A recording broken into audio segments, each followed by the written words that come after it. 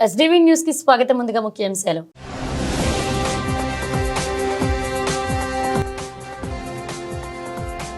ఇంద్రకీలాద్రిపై కొలువు తీరిన అమ్మవారి ఆలయంలో భవానీ దీక్ష విరమణలు. పెద్ద సంఖ్యలో కాలినడకన తరలి వస్తున్న భవానీలు.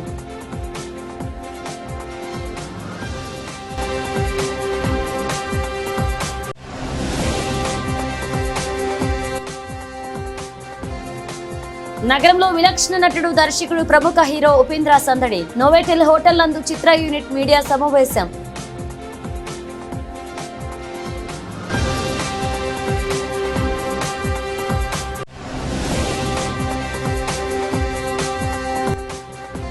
ఈఆర్సీ పేరుతో ప్రజలపై విద్యుత్ ఛార్జీల భారాలను మోపాలని కూటమి ప్రభుత్వం చూడడం దుర్మార్గం. మండిపడ్డ సిపిఎం నగర కార్యదర్శి దోనేపూడి కాశీనాథ్.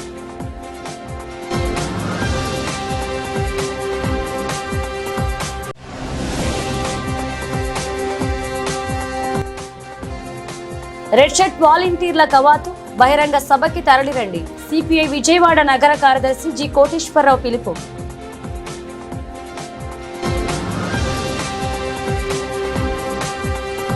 కృష్ణానది తీరాన ఇంద్రకీలాద్రిపై కొలువు తీరిన అమ్మవారి ఆలయంలో భవానీ దీక్ష విరమణలు 3వ రోజు కొనసాగుతున్నాయి. సోమవారం కావడంతో భవానీలు పెద్ద సంఖ్యలో కాలినడకన తరలివస్తున్నారు. జై దుర్గా జై జై దుర్గా అన్న నామస్మరణతో ఇంద్రకీలాద్రి మారుమోగుతుంది. నేడు 3వ రోజు కావడంతో వేలాది మంది భక్తులు పవిత్రమైన కృష్ణానదిలో పుణ్యస్నానాలు ఆచరించి ఇరుముడితో అమ్మవారి దర్శనం చేసుకుంటున్నారు. బెజవాడ ఇంద్రకీలాద్రిపై దుర్గా మల్లేశ్వర దేవస్థానంలో భవానీ దీక్షల విరమణలు కార్యక్రమం 3వ రోజు కావడంతో దీక్షల విరమణలకు అనేక ప్రాంతాల నుంచి విశేష సంఖ్యలో దీక్షాపరులు తరలి వస్తున్నారు. దుర్గా మల్లేశ్వర దేవస్థాన జిల్లా యంత్రాంగం భక్తులకు ఎటువంటి ఇబ్బందులు కలగకుండా శీఘ్ర దర్శనం కల్పించేందుకు ప్రత్యేక చర్యలు తీసుకున్నాయి. రుసుము ద్వారా దర్శనం, అర్జిత సేవలను నెల 25వ తేదీ వరకు రద్దు చేశారు. ఇంద్రకీలాద్రిపై దుర్గా మల్లేశ్వర స్వామి దేవస్థానంలో భవానీ దీక్షల విరమణ కార్యక్రమం మొదటి 2 రోజులు సజావుగా సాగింది. కలెక్టర్ లక్ష్మీశ ఆదేశాల మేరకు దేవస్థాన ఉన్నతాధికారులు భవానీ దీక్షల విరమణల కార్యక్రమాలన్నీ పరిశీలిస్తున్నారు. భక్తులకు ఇబ్బంది కలగకుండా పకడ్బందీగా చేసిన ఏర్పాట్లు మంచి ఫలితాలు ఇస్తున్నాయని ఆయన తెలియజేశారు. మోడల్ గెస్ట్ హౌస్ లోని ఇంటిగ్రేటెడ్ కమాండ్ కంట్రోల్ కేంద్రం నుండి సీసీటీవీలు, డ్రోన్ విజువల్స్ ను పోలీసు అధికారులు పరిశీలిస్తున్నారు. క్యూ లైన్లను పరిశీలించి భవానీ భక్తులతో ఏర్పాట్లపై మాట్లాడారు. ఘాట్లు, క్యూ లైన్లు, హోమగుండాలు, గిరి ప్రదక్షిణ, అన్నప్రసాదం పంపిణీ పాయింట్ల వద్ద రద్దీని, భక్తులకు అందుతున్న సౌకర్యాలను అధికారి ఎప్పటికప్పుడు పరిశీలిస్తున్నారు. భక్తుల భద్రతకు అధిక ప్రాధాన్యం ఇస్తున్నామని జిల్లా పోలీస్ శాఖ ఆధ్వర్యంలో పటిష్ట భద్రత ఏర్పాట్లు చేస్తామని ఇప్పటికే కలెక్టర్ తెలియజేశారు. నగరంలో విలక్షణ నటుడు, దర్శకుడు, ప్రముఖ హీరో ఉపేంద్ర సందడి చేశారు. యుఐ సినిమా కథ 2040 సంవత్సరంలో ప్రపంచం ఎలా ఉంటుందో అనే అంశంపై ఆధారపడిందని చెప్పారు. ఈ సినిమాలో పగలు, రాత్రి అనే కాన్సెప్ట్ తో తెరకెక్కిందన్నారు. తమ చిత్రానికి ఇంతటి ఘన విజయాన్ని అందించినందుకు ప్రేక్షకులకు ప్రత్యేక ధన్యవాదాలు తెలియజేశారు. యుఐ చిత్ర విజయోత్సవ యాత్రలో భాగంగా నోవాచెల్ హోటల్ నందు ఆ చిత్ర యూనిట్ మీడియా సమావేశం నిర్వహించారు. ఈ సందర్భంగా చిత్రకథా నాయకుడు, దర్శకుడు, విలక్షణ నటుడు ఉపేంద్ర మాట్లాడుతూ యుఐ సినిమా కథ 2040 సంవత్సరంలో ప్రపంచం ఎలా ఉంటుందో అనే అంశంపై ఆధారపడిందని చెప్పారు. ఈ సినిమాలో పగలు, రాత్రి అనే కాన్సెప్ట్ తో తెరకెక్కిందన్నారు. ప్రతి ఒక్కరి కృషి సినిమాను ఉత్కంఠభరితంగా మార్చడంలో కీలక పాత్ర పోషించిందన్నారు. అనంతరం చిత్ర నిర్మాత నవీన్ మనోహర్ మాట్లాడుతూ తెలుగు ప్రేక్షకులు యుఐ చిత్రాన్ని విజయవంతం చేసేందుకు కృతజ్ఞతలు తెలియజేసేందుకు విజయవాడ రావడం జరిగిందన్నారు. తమ చిత్రం విడుదలకు ప్రముఖ సినీ నిర్మాత అల్లు అరవింద్ సహకారం మరులేనిదని పేర్కొన్నారు. మీకందరికీ తెలుసు ఏమంటే నేను అప్పుడప్పుడు ఎప్పుడో ఒకసారి డైరెక్షన్ చేస్తాను. ఒక 25 ఇయర్స్ బ్యాక్ చేసిన ఏ ఉపేంద్ర ఇంకా మీరు ఏమీ గుర్తుపెట్టుకొని ఇంకా ఈ డైరెక్టర్ని జీవంతగా పెట్టారు మీరు. ఆఫ్టర్ ఒక 8-9 ఇయర్స్ అయిన తర్వాత ఒక ఫిలం యుఐ అని చేశాను. నేను అనుకున్నాను మీరందరూ మర్చిపోయారు నన్ను అని, బట్ మీరు రాంగ్ చేశారు నన్ను. You proved wrong actually. Again మీరు అంతే ఇది చేసి చాలా మంచి రిపోర్టు, చాలా మంచి కలెక్షన్స్ అన్నీ వస్తూ ఉంది. థ్యాంక్స్ చెప్పాలి అని ఇక్కడ వచ్చాను. ఏమంటే అది ఎలా చెప్పాలో తెలీదు. యూజువల్లీ ఒక 2-3 ఇయర్స్ 5 ఇయర్స్ అయిన తర్వాతనే మర్చిపోతారు. అదేంటో నా అదృష్టం, ఇంకా మీరు నన్ను గుర్తుపెట్టుకొని ఇంకా ఆదరిస్తూ ఉన్నారు. Thank you very much. మీరు చెప్పండి, మీరు మాట్లాడితే కాన్వర్జేషన్ లాగా ఉంటుంది, నేను ఒకే సైడ్లో మాట్లాడితే బాగుండదు. చెప్పండి. ఇదే మీకు థ్యాంక్స్ చెప్పాలి అని ఆల్ తెలంగాణ ఆంధ్రప్రదేశ్లో ఉండే తెలుగు ప్రేక్షకులకి అభినందనలు, తర్వాత ధన్యవాదాలు చెప్పాలని వచ్చాను. ఇంకేమరా మీరుంటే అడగాలి. ఎక్కడో వెళ్ళిపోయారు ఎవరు అడిగేవాళ్ళు. ఇప్పుడు థియేటర్లో ఉంది, మీరందరూ వెళ్ళి ఫిలం చూసి కొంచెం ఏమంటే కొంచెం మీ స్క్రీన్ ప్లేలో కొంచెం ఇది ఉంటుంది, ఒక రెగ్యులర్ ఫార్మేట్లో ఉండదు అది. దీంట్లో స్టార్స్ ఎవరు అంటే మీరే, ఆడియన్సే ఈ ఫిలం స్టార్. మీరందరూ స్టార్సే. ఫిలం చూసి మీకు అర్థమవుతుంది ఎండ్లో. నా లోపల ఏముందో మీ లోపలనూ అదే ఉంది అని ఆ కాన్ఫిడెన్స్తో ఈ ఫిలం చేశాను. అది కనెక్ట్ అయింది అనుకుంటాను డెఫినెట్గా. Thank you very much. మరియు వీనస్ ఎంటర్టైనర్స్ మిస్టర్ మనోహర్ గారు, మా నాన్నగారు, అండ్ కేపీ శ్రీకాంత్ గారు ఇద్దరు కలిపి ఈ మూవీ చేశామండి. ఉపేంద్ర గారు మాకి ఒక మంచి ఆపర్చునిటీ ఇచ్చారు. ఇక్కడ తెలుగు ప్రేక్షకులకి అందిస్తామని మేము అనుకున్నాము. అదేవిధంగా తన విజన్ని మాకు ప్రజెంట్ చేసి ఇది ప్రపంచం వ్యాప్తంగా ఇది మనం రిలీజ్ చేసామండి. 5 మన భారతీయ భాషల్లో చాలా బాగా కలెక్షన్స్, రిపోర్ట్స్ అన్నీ బాగుందండి. ఎవ్రీ డే బై డే మాకు షోస్ అన్నీ యాడ్ అవుతున్నాయి. అన్ని సెంటర్స్లోనూ ఒక్కొక్క షో 2 షోలు 3 షోలు యాడ్ అవుతున్నాయి. కర్ణాటకలో బ్రహ్మాండంగా వెళ్తున్నాయి. ఇక్కడ తెలుగు ప్రేక్షకులందరూ మాకి చాలా ప్రోత్సాహంగా ఇక్కడ బీభత్సంగా వచ్చి షోస్ అంతా హౌస్ఫుల్ అవుతున్నాయి. చాలా బాగా మన యూత్ ఉండే ఆడియన్స్కి చాలా బాగా కనెక్ట్ అయ్యింది. ఉపేంద్ర సారు చెప్తున్న ఈ మన సొసైటీ గురించి కానీ, కొన్ని మెటఫరికల్ సెంటెన్సెస్ కానీ, చాలా బాగా మారల్ వాల్యూస్ కానీ అన్నీ చాలా బాగా ఎక్కిందండి. దానికే ఇక్కడ వచ్చి మేము ధన్యవాదాలు చెప్పాలనేసి ఇక్కడ వచ్చామండి. Thank you so much. Thank you Telugu audience. నాకు చాలా బిలీఫ్ ఉంది. అది ఏం స్టార్డమ్ అంటే మీకు తెలుసు, ఆడియన్స్ స్టార్డమ్. కరెక్టా? ఒప్పుకోండి. అది డౌట్లో చూస్తున్నారే.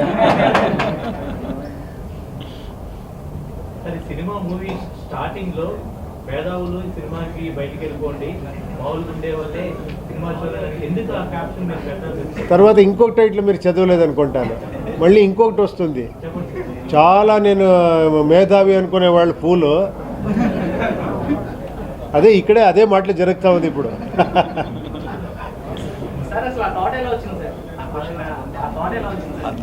A thought?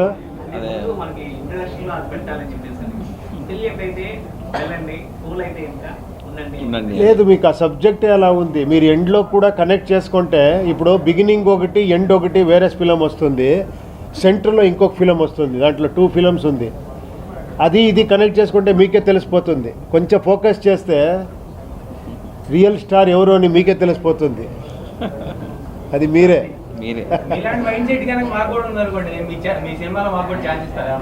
ఏమండి? నా మైండ్ సెట్టే మీకుంటే మీ లైఫే ఫిలము, మీరే స్టార్. మీకు మళ్ళీ ఇంకొక ఫిలం ఏం అక్కర్లేదు. ఇప్పుడు చేస్తూ ఉన్నాం కదా, చూడండి, ఇది ఒక ఫిలము, మీరు ఒక యాక్టింగ్ చేస్తున్నారు, నేను ఒక యాక్టింగ్ చేస్తున్నాను. కరెక్ట్ కదా?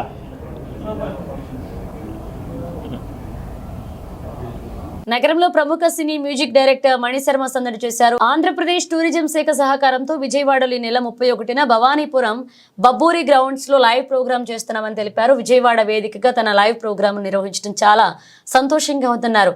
సంగీత ప్రియులందరూ కార్యక్రమాన్ని విజయవంతం చేయాలని ఆయన కోరారు. ప్రముఖ సినీ మ్యూజిక్ డైరెక్టర్ మణిశర్మ విజయవాడ నగరంలోని ఓ ప్రముఖ హోటల్ నందు మీడియా సమావేశాన్ని నిర్వహించారు. ఈ సందర్భంగా ఆయన మాట్లాడుతూ విజయవాడ వేదికగా డిసెంబర్ 31 తన లైవ్ ప్రోగ్రామ్ నిర్వహిస్తున్నట్లుగా చెప్పారు. సంగీత దర్శకుడిగా 27 సంవత్సరాలు పూర్తి చేసుకున్నానని, విదేశాలలో అనేక ప్రదర్శనలు ఇచ్చానని తెలిపారు. ఇప్పటి వరకు 230 చిత్రాలు చేశారని చెప్పారు. మొట్టమొదటిసారిగా విజయవాడలో ఈ నెల 31న భవానీపురం బబ్బూరి గ్రౌండ్స్ లో లైవ్ ప్రోగ్రామ్ చేస్తున్నానని వెల్లడించారు. తనకు ఇళయరాజా మ్యూజిక్ ఇష్టమని, తాను చేసిన సినిమాల్లో ఒక్కడు మూవీ చాలా ఇష్టమని తెలిపారు. ఈ కార్యక్రమంలో సినీ సంగీత ప్రియులను అలరించేందుకు ప్రముఖ హీరోయిన్ ముమైత్ ఖాన్, సినీ నేపథ్య గాయని మధుప్రియ, ప్రముఖ యాంక ఉదయ్ భాను విచ్చేయనున్నారని వివరించారు. నమస్కారం. కెరీర్ స్టార్ట్ చేసి ఆల్మోస్ట్ 27 ఏళ్ళు అవుతుంది. ఇంతవరకు ప్రాపర్గా ఒక మంచి షో చేయడం కుదరలేదు. మిగతా అన్ని దేశాలు చేశాను. దుబాయ్ చేశాను, సింగపూర్లో, అమెరికాలో అయితే 130 షోస్ క్రాస్ చేశాను. I think no other composer did so many shows. కానీ ఇక్కడ మన ఆంధ్రాలో కానీ తెలంగాణలో కానీ షో చేయడం కుదరలేదు. సో ఇప్పుడు ఈయన పట్టుబట్టి మీరు చేయాలి అని చెప్పి ఈయన స్టార్ట్ చేసి అది అలా ఇంత దూరం వచ్చి మీ దాకా వచ్చింది ఈరోజు. సో 27 ఇయర్స్గా మంచి ఎన్నో అన్ని ఇంపార్టెంట్ సాంగ్స్, తర్వాత కొన్ని సర్ప్రైజులు ఉన్నాయి, మంచి సర్ప్రైజులు. నేను ఎవరితో అయితే పని చేశానో ఆ మ్యూజిక్ డైరెక్టర్లు వాళ్ళ మ్యూజిక్తో కలిసి వాళ్ళ పాటలతో నా పాటలు మిక్స్ చేసి కొన్ని సర్ప్రైజ్లు మంచిగా ఉన్నాయి. మంచి పాటలు, మాస్, మెలడీస్ అన్నీ ఉంటాయి. So it's going to be very special. డెఫినెట్గా మీరు ఎంతవరకు నా మ్యూజిక్ వినుంటారు, కానీ ఈ ఫార్మ్ ఆఫ్ నా ప్రోగ్రామ్ మీరు ఫస్ట్ ఎక్స్పీరియన్స్ అవుతుంది. డెఫినెట్గా అవుతుందని నేను నమ్ముతున్నాను. చేసినందుకు నాకు ఒక్కడు కొంచెం బాగా ఇష్టం. నేను సింగర్ని కాదండి.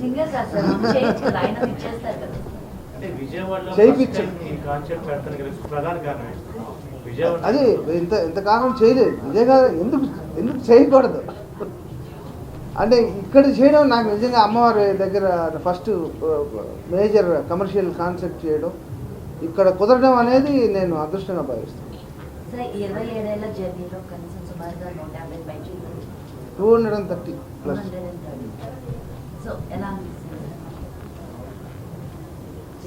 నాకు తెలిసి అంటే నేను చెప్పాలంటే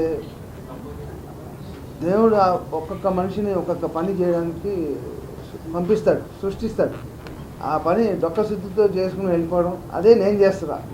నన్ను పంపించింది నేను ఈ పని చేయడానికి. I enjoy my work, I enjoy my creating my music. It is all blessing. మనుషులు క్రియేట్ చేసేదంటూ ఏముండదు. It's all blessing. సో అది నేను ఎంజాయ్ చేస్తూ క్రియేట్ చేస్తాను కాబట్టి అందరూ ఎంజాయ్ చేస్తారు. సార్, మ్యూజిక్ ప్రపంచంలో మీరు ఎవరిని ఇన్స్పిరేషన్గా తీసుకున్నారు? మా గురువు గారు ఇళయరాజా గారు. అంటే ఏకలవ్య శిష్యుని, ఆయన దగ్గర నేర్చుకోలేదు. ఆయన మ్యూజిక్లోంచి ఎన్నో పాఠాలు నేర్చుకుని నాకు మ్యూజిక్ మీదే ఇంట్రెస్ట్ వచ్చింది. ఇక్కడ ఎప్పటి నుంచో మనకి మణిశర్మ గారు అంటే ఫ్యాన్స్ చాలామంది ఉన్నారు ఇక్కడ. సో సినిమా అంటేనే ఫస్ట్ విజయవాడ ప్రజలకి సినిమా అంటే ప్రాణం. ఇక్కడ నుంచి మన మెయిన్ లాంగ్వేజ్ కూడా విజయవాడ లాంగ్వేజే వాడతారు. సో ఎప్పటి నుంచో కూడా నేను రెగ్యులర్గా చాలా స్టేట్లో ఈవెంట్లు చేసాం. హైదరాబాద్ కానీ, బెంగళూరు, చెన్నై, బాంబే, ఫారెన్ కంట్రీలో చాలా ఈవెంట్లు చేసాము. సో చాలామంది అభిమానులు కూడాను మణిశర్మ గారు చేయండి చాలా రిక్వెస్ట్ వచ్చినాయి.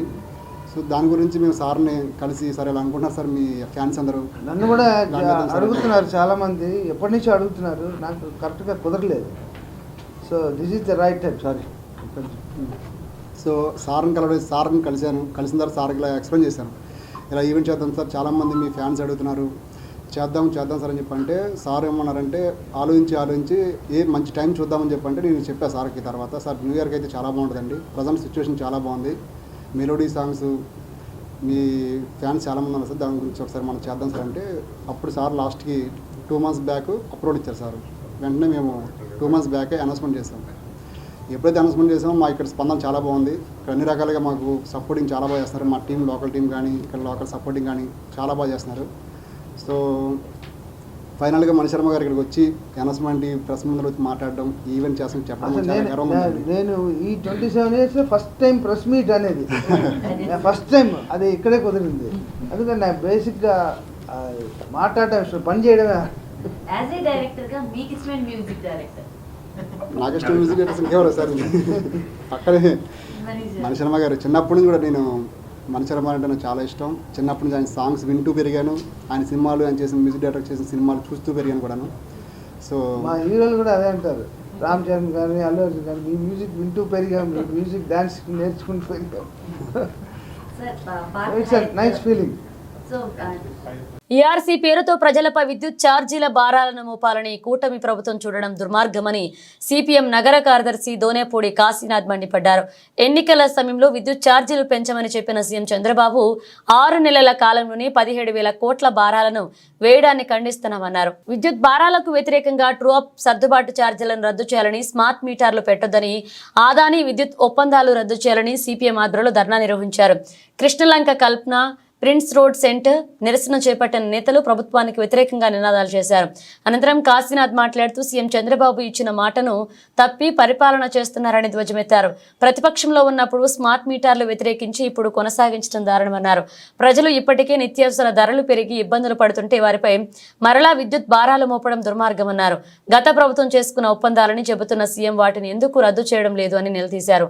మోదీ చేతిలో కీలుబొమ్మగా మారిన కూటమి నేతలకు ప్రజలు తగిన గుణపాఠం చెబుతారని హెచ్చరించారు. తెలుగుదేశం కూటమి ప్రభుత్వం 6,072 కోట్లు నవంబర్ 1వ తేదీన పెంచింది. మళ్ళీ తిరిగి జనవరి 1వ తేదీ నుండి 9,000 కోట్ల రూపాయలు పెంచడానికి రంగం సిద్ధం చేస్తూ ఉంది. ఈఆర్సీ పేరు చెప్పి ప్రజల మీద భారాలు వేసేటువంటి దానికి చంద్రబాబు నాయుడు ప్రభుత్వం పూనుకున్నటువంటిది ప్రజలు గమనించాలి. ఇప్పటికే ప్రజల మీద వివిధ భారాలు వివిధ రూపాల్లో పడతా ఉన్నాయి. ఈ కరెంటు ఛార్జీలు గత ప్రభుత్వం చేసినటువంటి పాపం మేము కడిగేస్తాం, దానికి ఆ పరిహారాన్ని చెల్లిస్తాం, అవసరమైతే అరెస్టులు చేస్తాం, శిక్షిస్తాం కఠినంగా అని చెప్పినటువంటి పెద్ద మనిషి ఈరోజు గత ప్రభుత్వ బాటలోనే చంద్రబాబు నాయుడు కూడా నడుస్తూ ఉన్నాడు విద్యుత్ ఛార్జీల విషయంలో అనేది ప్రజలు గమనిస్తూ ఉన్నారు. ఇప్పటికి 16,000 కోట్ల రూపాయల భారం అంటే ఎంతకంటే దుర్మార్గమైనటువంటి విషయం ఇంకోటి లేదు. ఒక్కో బిల్లుకి మేము పరిశీలన చేశాం. ప్రతి ఇంటికి పరిశీలన చేసినటువంటి సందర్భంలో ఒక్కో ఇంటికి 600 రూపాయలు సర్దుబాటు ఛార్జీలు అనే పేరుతో, ట్రూ అప్ ఛార్జీలు అని చెప్పనే పేరుతో, ఎఫ్ఎఫ్పిపిఎస్ అని చెప్పనే పేరుతో, రకరకాలైనటువంటి పేరులతో, ఇంధన ఛార్జీ అని చెప్పనే పేరుతో, కస్టమర్ సర్వీస్ ఛార్జీ అని చెప్పనే పేరుతో మొత్తం కలిపి 600 రూపాయలు ఉన్న బిల్లు మీద, సామాన్య కుటుంబానికి ఉన్న బిల్లు మీద 600 రూపాయలు 550 నుండి 600 రూపాయలు పలుకుతూ ఉంది. అదే ఒక మాత్రం మధ్యతరగతి ఇల్లు అయితే ఏ కొద్దిపాటి వినియోగ వస్తువులు ఉన్నా కూడా, కన్జ్యూమర్ ఇది ఉన్నా కూడా, గూడ్స్ ఉన్నా కూడా వాళ్ళకి 2,000, 2,500 రూపాయలు పైన బిల్లు వస్తూ ఉంది. అంటే 600 మించి వస్తున్నటువంటిది ప్రతి ఇంటికి ప్రతి కుటుంబానికి కూడా చూస్తూ ఉన్నాం. ఇది ఏమంటారు ఈ పెంచడాన్ని అని చెప్పనేటువంటిది మేము అడుగుతున్నాం. నువ్వు చెప్పావుగా జగన్మోహన్ రెడ్డి ప్రభుత్వం విద్యుత్ ఛార్జీలు పెంచింది, జగన్మోహన్ రెడ్డి ప్రభుత్వం పెంచిన దానికి ప్రతిగా జనం నాకు తీర్పిచ్చారు అనుకూలంగా, కాబట్టి నేను పెంచనని చెప్పనేటువంటిది నువ్వు ఎన్నికల్లో చేసినటువంటి వాగ్దానం. బీజేపీ విద్యుత్ సంస్కరణల్లో భాగంగా గత వైసీపీ ప్రభుత్వం fuel and power purchase cost adjustment పేరుతో ఎఫ్పిపిసిఏని తీసుకొచ్చింది. 5 సంవత్సరాల కాలంలో దాదాపు 20,000 కోట్ల రూపాయల భారాలని గత ప్రభుత్వం పాలకులు ప్రజలపైన వేశారు. అధికారంలోకి రాకముందు టీడీపీ ప్రభుత్వం, కూటమి నేతలు గత ప్రభుత్వ హయాంలో పెద్ద ఎత్తున విద్యుత్తులో అవినీతి జరిగింది, ఈ అవినీతిని మేము అధికారంలోకి వస్తే బయటకు తీసుకొస్తాం, అవినీతిలో ఎవరైతే భాగస్వాములు అయ్యారో వాళ్ళని కఠినంగా శిక్షిస్తాం, ప్రజలపైన ఏ రకంగా కూడా విద్యుత్ భారాలు మోపబోము అని చెప్పినటువంటి ప్రతి సభల్లో కూడా ప్రజలకి హామీ ఇచ్చినటువంటి ప్రభుత్వం ఈ రోజున ఎన్నికలు అయిపోయిన తర్వాత అధికారంలోకి వచ్చినటువంటి 5 నెలల కాలంలోనే దాదాపుగా 15,000 కోట్ల రూపాయల భారాలను ఈ రోజున ప్రజలపైన వేస్తూ ఉన్నారు. ఇప్పటికే ఎఫ్పిపిసిఏ 1 పేరుతో ఇప్పటికే బిల్లుల్లో వసూలు చేస్తూ ఉన్నారు. రేపు జనవరి నుంచి మరో ఎఫ్పిపిసిఏ వసూలుకి సిద్ధమవుతూ ఉన్నారు. గతంలో ఉన్నటువంటి ప్రభుత్వం మేము ఏదైతే ఉందో అది విద్యుత్ ఛార్జీలు పెంచడం వల్లనే ప్రజల్లో వచ్చినటువంటి తీవ్ర ఆగ్రహ జ్వాలలే దాన్ని అధికారానికి దూరం అనేటువంటిది గుర్తుంచుకోకుండా గతంలో ఉన్నటువంటి అనుభవాలు, బషీర్బాగ్ అనుభవాల్ని గుర్తెరగకుండా ఈ రోజున మళ్ళీ టీడీపీ ప్రభుత్వం ఈ రకంగా విద్యుత్ ఛార్జీలు పెంచడం అనేటువంటిది, ప్రజలపైన భారాలు వేయడం అనేటువంటిది ఎంతవరకు సమంజసం అని చెప్పేసి అడుగుతా ఉన్నాం. బిల్లులు చూస్తూ ఉంటే దాదాపుగా 6 రకాల అదనపు ఛార్జీలని వసూలు చేస్తూ ఉన్నారు. వాడుకున్న దానికంటే 40% ఎక్కువ అదనపు ఛార్జీలని బిల్లుల్లో వసూలు చేస్తూ ఉన్నారు. సిపిఎం ఆధ్వర్యంలో ప్రతి ఇంటికి తిరిగి బిల్లుల్ని వివరిస్తూ ఉన్నాము. ఈ బిల్లులతో పాటు అదనపు ఛార్జీలతో పాటు రేపు రాబోయే కాలంలో స్మార్ట్ మీటర్లు పెట్టబడతా ఉన్నారు. 13,000 రూపాయల అదనపు భారాల్ని ప్రజల మీద స్మార్ట్ మీటర్ పేరుతో వేస్తూ ఉన్నారు. దాదాపుగా 90 నెలల కాలం పాటు 120 రూపాయల చొప్పున నెలకి ఈ అదానీ స్మార్ట్ మీటర్లకు వసూలు చేయాలని చెప్తా ఉన్నారు. అదానీ విద్యుత్తులో అనేక కుంభకోణాలు చేశాడని చెప్పేసి అమెరికాలో కూడా కేసులు పెట్టినటువంటి సందర్భంలో ఈ అదానీ కుంభకోణం పైన మన రాష్ట్రంలో ఎందుకు మాట్లాడట్లేదని, ఈ 1,750 కోట్ల రూపాయలు ఎవరికి ఇచ్చారు, ఎందుకు ఇచ్చారు? నగరంలోని ఓ ప్రముఖ హోటల్ నందు రైల్వే మిక్స్డ్ హై స్కూల్ పూర్వ విద్యార్థుల అపూర్వ ఆత్మీయ సమ్మేళనాన్ని కోలాహలంగా జరిగింది. 1982 విద్యా సంవత్సరంలో 10వ తరగతి పూర్తి చేసుకున్న పూర్వ విద్యార్థుల ఆత్మీయ కలయికతో ఒక పండగ వాతావరణం సంతరించుకుంది. విజయవాడ నగరంలోని రైల్వే మిక్స్డ్ హై స్కూల్లో 1982 విద్యా సంవత్సరంలో 10వ తరగతి పూర్తి చేసుకున్న పూర్వ విద్యార్థులు ఆత్మీయ కలయిక ఒక పండగ వాతావరణం సంతరించుకుంది. నగరంలోని ఓ ప్రముఖ హోటల్ నందు ఆదివారం పూర్వ విద్యార్థులు ఆత్మీయ సమ్మేళనం జరిగింది. 10వ తరగతి పూర్తి చేసి పాఠశాల నుంచి బయటికి వెళ్లి ఉన్నత చదువులు చదువుకుని కొన్ని వివిధ రంగాల్లో స్థిరపడి నేడు వారి బాల్య జ్ఞాపకాలను గుర్తు చేసుకున్నారు. ఈ ఆత్మీయ సమ్మేళనంలో రజని, సరళ, ఫణి, కిరణ్, దేవానంద్, సూర్యనారాయణ, రవిశంకర్ తదితరులు తమ తమ భావనను, చిన్ననాటి స్మృతులను గుర్తు చేసుకుని భావోద్వేగంతో ఒకరికొకరు ఆలింగనం చేసుకుని మరలా కలుసుకోవాలనే ప్రణాళికతో వీడ్కోలు పలికారు. రైల్వే మిక్స్డ్ హై స్కూల్లో చదువుకున్న మేమందరం 1982 బ్యాచ్లో 10వ తరగతి పాస్ అయ్యాము. 2011లో మేమందరం సమావేశం అయ్యాము. ఆ తర్వాత మళ్ళీ ఇప్పుడు సమావేశం అవుతున్నాము. ఈ సమావేశం చాలా ఆనందదాయకమైంది. అందరం కూడా మా జ్ఞాపకాలని గుర్తు తెచ్చుకుంటున్నాము. ఇది చాలా సంతోషమైన విషయం. హలో అండి, నేను రైల్వే స్కూల్ విద్యార్థిని. 1982లో పాస్ అయ్యాను. మా అమ్మగారేమో ఈ స్కూల్కి అప్పుడు మేము పాస్ అయ్యేటప్పుడు హెడ్ మిస్ట్రెస్గా ఉన్నారు. అందుకోసం వీళ్ళందరూ యాక్చువల్గా నాకు అన్నదమ్ములు లాంటి వాళ్ళు అనమాట, లిటరల్గా. సో ఆ తర్వాత 2011లో ఫస్ట్ రీయూనియన్, 25 సంవత్సరాల రీయూనియన్ జరుపుకున్నాము. ఆ తర్వాత 2022లో 40 సంవత్సరాల రీయూనియన్ జరుపుకున్నాము. ఆ తర్వాత ఏదో ఒక విధంగా కలవడానికి ప్రయత్నిస్తున్నాం, కానీ ఈసారి చాలామంది వచ్చారు. సో చాలా ఆనందంగా ఉంది నాకైతే. మేమందరం ఉన్నాం. 1982లో 10th పాస్ అయింది. ఇప్పటికీ మా అందరికీ కలిసి ఉన్నది సుమారుగా 55 సంవత్సరాల పైన. అందరికీ ఒకరికొకరు తెలుసు. ఒక phase of life, student life నుంచి మ్యారేజ్, జాబ్, పిల్లలు అంతా అయింది. మళ్ళీ ఫైనల్గా ఈ ఫేజ్కి వస్తున్నాం, where we are going to retire. Some of them have retired and some of them are going to retire in couple of years. So ఇలా కలవడం అనేది చాలా ఆనందంగా ఉంది. ఎందుకంటే మళ్ళా చిన్ననాటి గుర్తులు, చిన్ననాటి చేసిన చిరిగి పనులు అనుకోండి, ఏదైనా ఇప్పుడు అంతా గుర్తు తెచ్చుకొని ఈరోజు చాలా ఆనందంగా ఉంది. అందరినీ కలవడం, అందరినీ మళ్ళీ ఇది అవ్వడం, ఇట్లాగా. థ్యాంక్స్. నా పేరు సూర్యనారాయణరావు. సో మేమందరం విజయవాడలో కలిసి చదువుకున్న తర్వాత అందరూ వేరే వేరే చోట్లకు వెళ్ళిపోయాం. కొంతమంది అమెరికా నుంచి, కొంతమంది చైనా నుంచి, కొంతమంది మిగతా ఊర్ల నుంచి అందరూ మళ్ళీ ఇప్పుడు కలిసి మళ్ళీ ఒక గెట్ టుగెదర్లా చేసుకుని చాలా సెలబ్రేట్ చేసుకుంటున్నాం. అండ్ ప్రతి ఏడాది ఏదో ఒక రీజన్కి కలవాలి అని చెప్పి ఒక ఇది కూడా తీసుకున్నాం, రెజల్యూషన్ లాంటిది. సో ఆ విధంగా లాస్ట్ 2 ఇయర్స్లో ఒక అట్లీస్ట్ 3-4 టైమ్స్ కలిసాం. గోయింగ్ ఫార్వర్డ్ ఇంకా మేము చాలాసార్లు కలుద్దామని కూడా ఆశిస్తున్నాం. సో హోప్ మేము మా రిజల్యూషన్ని ఇంప్లిమెంట్ చేయగలిగే రెగ్యులర్గా కలిస్తే బాగుందని కూడా ఆశిస్తున్నాం. Thank you. నా పేరు Ravishankar. Cool class of 82 getting younger day by day. So మేమంతా కూడా రెగ్యులర్గా కలుస్తూ చక్కగా అందరం పాత జ్ఞాపకాలను ఎవరేసుకుంటూ ఆనందంగా ఉండాలనే ఉద్దేశంతో ఇలాగా కలుస్తున్నాం. ప్రతి సంవత్సరం కలుద్దామని ఆలోచన. So thanks to one and all ఈరోజు పార్టిసిపేట్ చేసిన వాళ్ళు, పర్టికులర్గా రాజా, థ్యాంక్స్ టు హెమ్. మీ అందరినీ ఈరోజు మీరు ఇక్కడ మీడియా వాళ్ళు రాగలిగారు. Thanks to them. Thank you.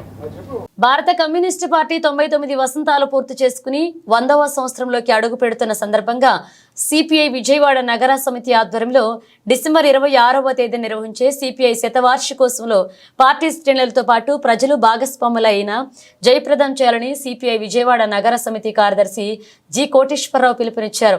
ఈ మేరకు స్థానిక దాసరి భవన్లో ఆదివారం ఏర్పాటు చేసిన విలేకరుల సమావేశంలో ఆయన మాట్లాడుతూ గురువారం మధ్యాహ్నం 3 గంటలకు తుమ్మలపల్ల కళాక్షేత్రం నుంచి లెనిన్ సెంటర్ వరకు రెడ్ షర్ట్ వాలంటీర్ల కవాతు ఉంటుందని, అనంతరం 4 గంటలకు లెనిన్ సెంటర్లో బహిరంగ సభ జరుగుతుందన్నారు. ఈ సభలో సిపిఐ రాష్ట్ర కార్యదర్శి కె రామకృష్ణ, జాతీయ సమితి సభ్యులు అక్కినేని వనజ, ఎన్టీఆర్ జిల్లా కార్యదర్శి దోనేపూడి శంకర్, ఆంధ్రప్రదేశ్ మహిళా సమైక్య రాష్ట్ర ప్రధాన కార్యదర్శి పెన్మస్స దుర్గాభవాని పాల్గొంటారని తెలిపారు. ఈ దేశానికి స్వేచ్ఛ, సంపూర్ణ స్వాతంత్ర్యాలు కావాలని బ్రిటిష్ సామ్రాజ్యవాదులపై పోరాటం చేసి దేశ స్వాతంత్ర్యం కోసం పోరాడిన భారత కమ్యూనిస్టు పార్టీ 99 సంవత్సరాలు పూర్తి చేసుకుని 100వ సంవత్సరంలో అడుగు పెడుతున్నందుకు తమకు ఎంతో గర్వకారణంగా ఉందన్నారు. ఈ సమావేశంలో సిపిఐ విజయవాడ నగర సహాయ కార్యదర్శి నక్కా వీరభద్రరావు, కార్యదర్శి వర్గ సభ్యులు బుట్టి రాయప్ప, తాడి పైడయ్య, మూలి సాంబశివరావు, కేవి భాస్కర్రావు, పంచదారుల దుర్గాంబ, అప్పురబోతు రాము, కొట్టు రమణారావు తదితరులు పాల్గొన్నారు. భారతదేశ గడ్డపై ఎర్ర జెండాకు 100 సంవత్సరాలు. ఈ దేశాన్ని సంపూర్ణ స్వేచ్ఛా స్వతంత్రాలు కావాలని చెప్పి బ్రిటిష్ సామ్రాజ్యవాదులపై నినదించి పోరాటం చేసి దేశ స్వాతంత్రం కోసం పోరాడినటువంటి భారత కమ్యూనిస్ట్ పార్టీ 99 సంవత్సరాలు పూర్తి చేసుకొని 100వ సంవత్సరంలో అడుగుపెడుతున్నటువంటి సందర్భంలో దేశవ్యాప్తంగా శతవార్షికోత్సవాలకి శ్రీకారం చుట్టింది భారత కమ్యూనిస్ట్ పార్టీ. ఈ దేశంలో స్వాతంత్రం వచ్చిన తర్వాత కూడా అనేక విముక్తి ఉద్యమాలకి నాయకత్వం వహించి అనేక ప్రాంతాల్లో విముక్తి కలిగజేసేటటువంటి అణగారినటువంటి ప్రజల కోసం పోరాటం చేసినటువంటి పార్టీ కమ్యూనిస్ట్ పార్టీ. భూమి కోసం, భుక్తి కోసం, పేద ప్రజల విముక్తి కోసం అనేక ఉద్యమాలు చేసి లక్షలాది ఎకరాల పంపిణీ చేసినటువంటి చరిత్ర భారతదేశంలో కమ్యూనిస్ట్ పార్టీకి ఉన్నది. మన స్వాతంత్ర అనంతరం కూడా అనేక విముక్తి ఉద్యమాల్లో చూసుకున్నట్లయితే ప్రత్యేకంగా తెలుగు గడ్డపై తెలంగాణ సాయుధ పోరాటం, నీ బాంఛన దొర అనేటటువంటి తెలంగాణ వీరోచితంగా పోరాటం చేసి మరి ఆ రోజున తెలంగాణ సాయుధ పోరాటంలో లక్షలాది మందికి విముక్తి కలిగించి 4,000 మంది తమ ప్రాణాలను అర్పణ చేసినటువంటి చరిత్ర భారతదేశంలో, అది కూడా తెలుగు రాష్ట్రంలో కమ్యూనిస్ట్ పార్టీకి ఉన్నది. ఈ తరుణంలో రాబోయేటటువంటి కాలంలో కమ్యూనిస్ట్ పార్టీ ప్రజల పక్షాన ఈ దేశంలో దేశ సంపదని కారు చౌకగా కార్పొరేట్ శక్తులకి అమ్మజేస్తున్నటువంటి బీజేపీ విధానాల్ని నిరసిస్తూ దేశ సంపదని పరిరక్షించుకునేటటువంటి దశలో కమ్యూనిస్ట్ పార్టీ రాబోయేటటువంటి కాలంలో ఉద్యమాలకి శ్రీకారం చుట్టబోతా ఉన్నది.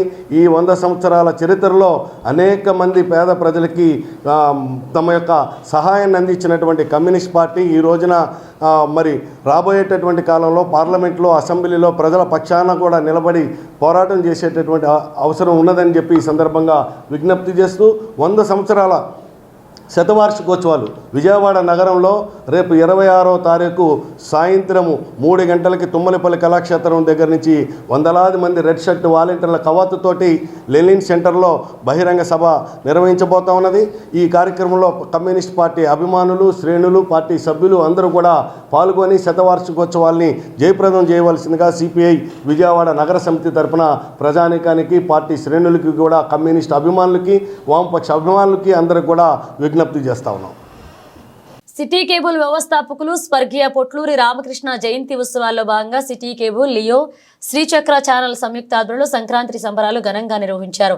విజయవాడ తూర్పు MLA Gadde Rammohan, city cable MD Potluri Saibabu, corporator Mummineni Prasad జ్యోతి ప్రజ్వలన చేసి ముగ్గుల పోటీలు ప్రారంభించారు. పల్లె వాతావరణాన్ని తలపించేలాగా ఈ సంబరాలు జరిగాయి. సంక్రాంతి సంబరాల్లో భాగంగా పడమట జిల్లా పరిషత్ హై స్కూల్ గ్రౌండ్లో జరిగిన ముగ్గుల పోటీలు, గంగిరెద్దుల విన్యాసాలు, భోగి మంటలతో సంక్రాంతి పండగ ముందుగానే వచ్చిందా అన్నట్లుగా జరిగాయి. ఈ సంబరాల్లో భాగంగా నిర్వహించిన ముగ్గుల పోటీల్లో మహిళలు ఉత్సాహంగా పాల్గొని చూడచక్కని అందమైన రంగవల్లులు తీర్చిదిద్దారు. ఈ సందర్భంగా ఎమ్మెల్యే గద్దె రామ్మోహన్ మాట్లాడుతూ గత 35 ఏళ్లుగా సిటీ కేబుల్ సంస్థ కేబుల్ ప్రసారాలను అందిస్తూ నెంబర్ 1 ఛానల్గా నిలిచిందన్నారు. మన సంస్కృతి సాంప్రదాయాలు తెలియచెప్పాలనే ఉద్దేశంతో ముగ్గుల పోటీలు నిర్వహించడం అభినందనీయమన్నారు.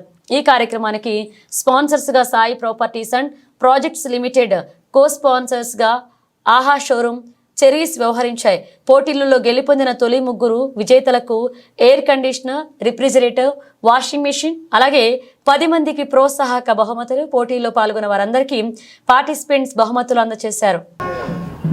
ప్రతి సంవత్సరం లాగానే ఈ సంవత్సరం కూడా సంక్రాంతి సందర్భంగా సిటీ కేబుల్ సంస్థ తరపున ముగ్గులు పోటీలు నిర్వహించడం జరుగుతుంది.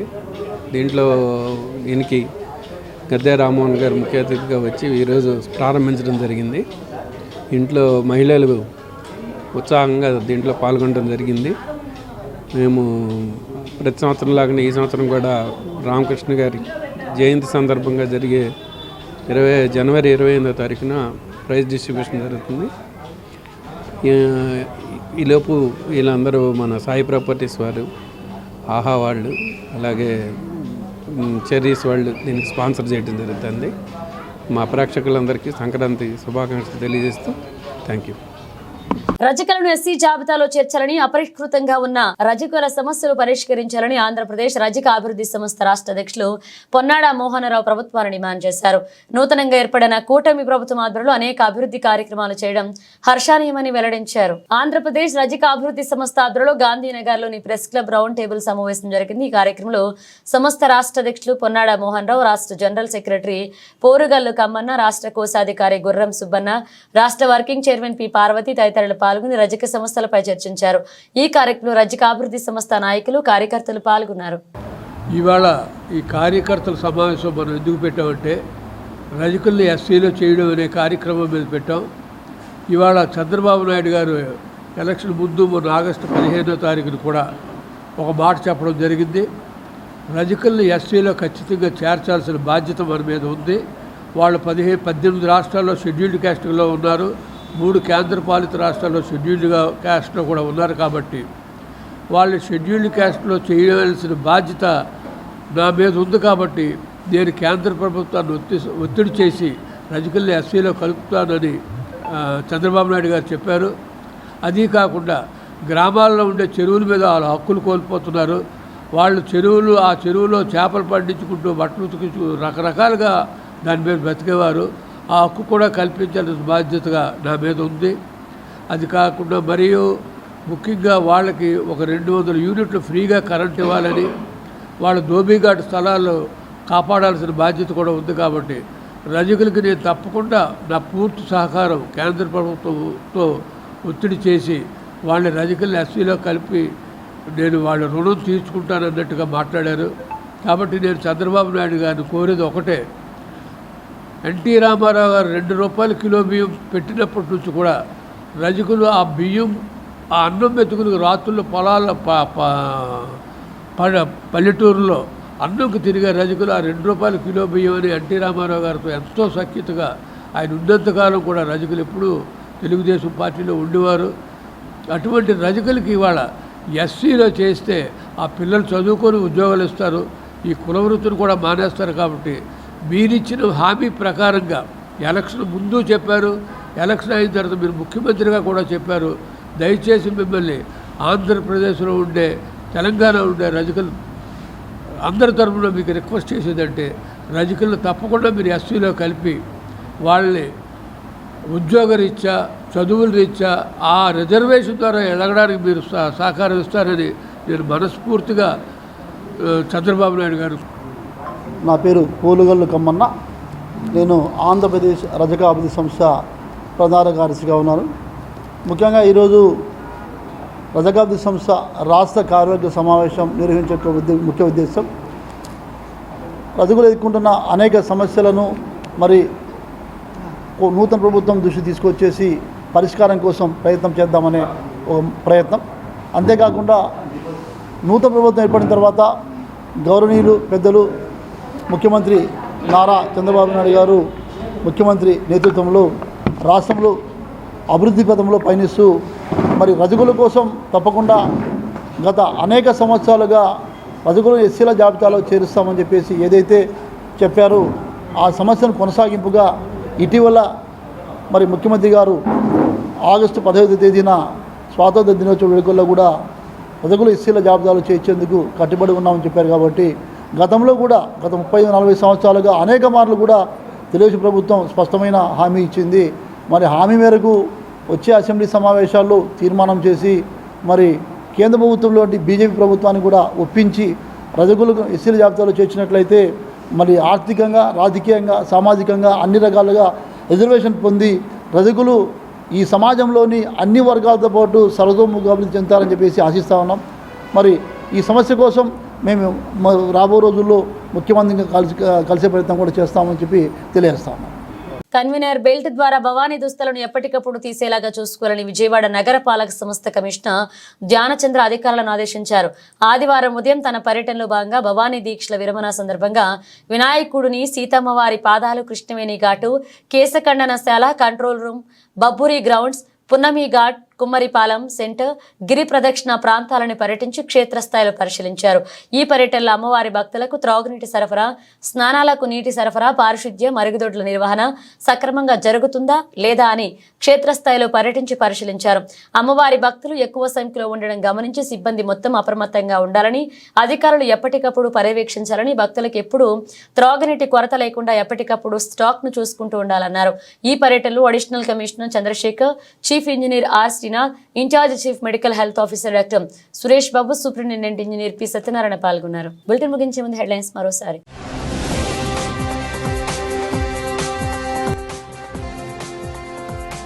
ఇంద్రకీలాద్రిపై కొలువు తీరిన అమ్మవారి ఆలయంలో భవానీ దీక్ష విరమణలు. పెద్ద సంఖ్యలో కాలినడకన తరలి వస్తున్న భవానీలు.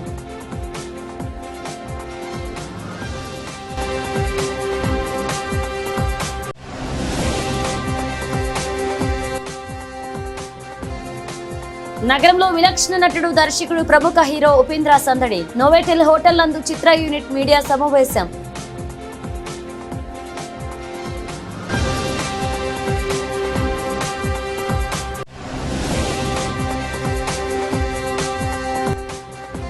ఈఆర్సీ పేరుతో ప్రజలపై విద్యుత్ ఛార్జీల భారాలను మోపాలని కూటమి ప్రభుత్వం చూడడం దుర్మార్గం. మండిపడ్డ సిపిఎం నగర కార్యదర్శి దోనేపూడి కాశీనాథ్.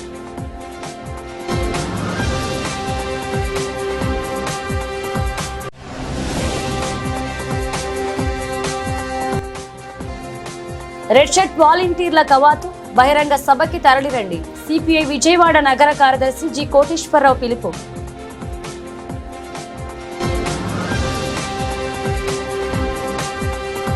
ఇవి బులెటిన్ అప్డేట్స్. మళ్ళీ కలుద్దాం.